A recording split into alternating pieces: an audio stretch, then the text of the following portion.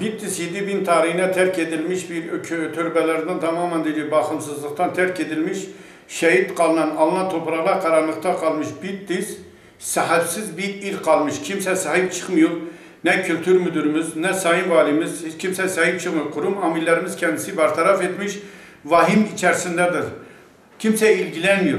Bağlı mesela bu turizm olan mesela türbelerimiz, mesela şeylerimizi turizme de engelliyor.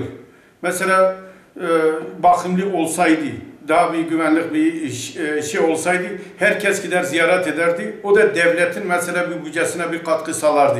Şimdi kimse ilgilenmiyor. Ne kültür müdürümüz, ne sayın valimiz, ne kurum amirlerimiz çalışmıyorlar. Hepsi bertaraf edilmiştir. Bu şehitlerimiz, bu türbelerimiz vahim içerisindedir. İlgilenmenizi istiyoruz.